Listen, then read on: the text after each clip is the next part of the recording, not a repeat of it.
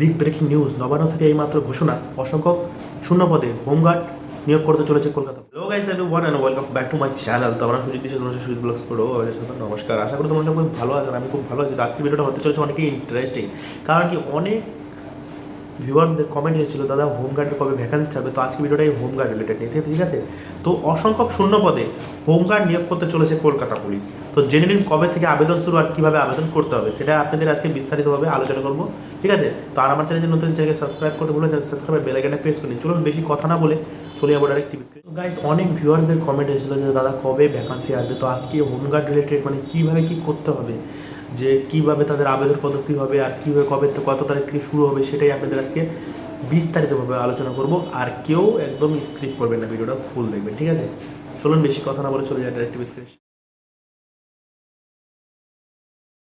সামনে অসংখ্য শূন্য পদে হোমগার্ড নিয়োগ করতে চলেছে কলকাতা পুলিশ। দেখে নিন কবে থেকে শুরু হবে আবেদন।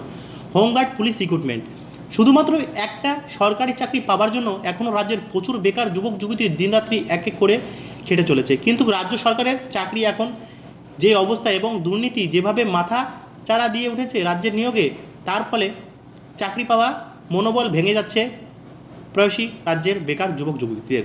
অন্যদিকে আবার পুলিশ বিভাগে দীর্ঘদিন ধরে কলকাতা পুলিশের কনস্টেবল, সাব ইন্সপেক্টর এবং সার্জেন্ট পদে নিয়োগ বন্ধ করে রাখা হয়েছে রাজ্যের তরফ থেকে। এছাড়া কলকাতা পুলিশের থানা, ট্রাফিক গার্ড থেকে গোয়েন্দা বিভাগ কার্যকর্তা পুলিশের অভাব বেজায় সমস্যায় পড়ছে এখন বর্তমানে, যার ফলে 2023-24 অর্থবর্ষে কনস্টেবল, সাব ইন্সপেক্টর এবং সার্জেন্ট পদে নিয়োগ করা হয়েছে, কিন্তু তখন হোমগার্ড পদে কোনো নিয়োগ করা হয়নি।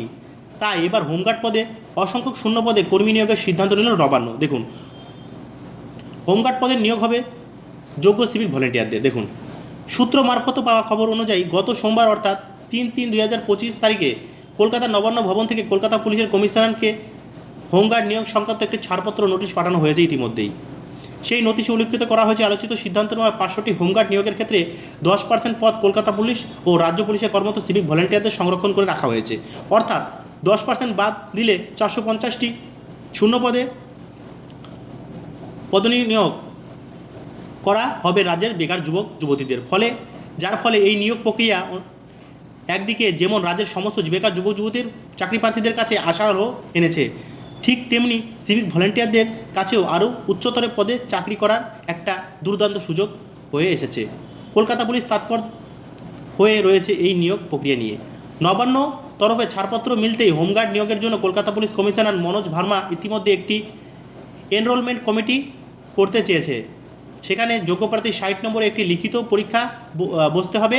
প্রথমে কিন্তু সংরক্ষিত সিভিক ভলেন্টিয়ারদের কোনো রকম লিখিত পরীক্ষা দিতে হবে না। এই লিখিত পরীক্ষা কত নম্বর পেলে আপনি পাস হবেন সেটা সম্বন্ধে কোনো রকম অফিসিয়াল তথ্য এখনও পর্যন্ত পাওয়া যায়নি, সম্ভব হয়নি। কিন্তু লিখিত পরীক্ষা পাস করলে প্রশিক্ষণের পর নিয়োগ হবে কলকাতা পুলিশের হোমগার্ড পদে, যেটা কনফার্ম হয়ে গিয়েছে ইতিমধ্যেই। এই নিয়োগ প্রক্রিয়া সম্পূর্ণ দুর্নীতিমুক্ত করতে তাই এবার একটা বড় পদক্ষেপ নিতে চলেছে লালবাজার। এর মধ্যে সবচেয়ে গুরুত্বপূর্ণ একটি কথা হলো 2024 সালে জানুয়ারি মাসে ভাঙড়ে হিংসে দূর করতে রাতারাতি যে এলাকায় মুখ্যমন্ত্রী মমতা বন্দ্যোপাধ্যায়ের নির্দেশে নিজের দায়িত্বে নিজে নিয়েছিল কলকাতা পুলিশ, যার ফলে যেখানে কলকাতা পুলিশের ক্ষমতা ভক্ত এলাকা 324টি বর্গমাইল থেকে গিয়ে 350 বর্গমাইল পর্যন্ত হয়েছিল। এক্ষেত্রে আরও দরকার পড়ে পুলিশে সেখানে, আর তার পর আবার চলতি বছরের নরেন্দ্রপুর থানার ভেঙে আরও 2টি নতুন থানা কলকাতা পুলিশের সংযুক্ত সম্ভাবনা রয়েছে। এর ফলে নতুন থানাতে শূন্যপদের অভাব মেটাতে নতুন করে হোমগার্ড নিয়োগের সিদ্ধান্ত নিয়েছে ইতিমধ্যে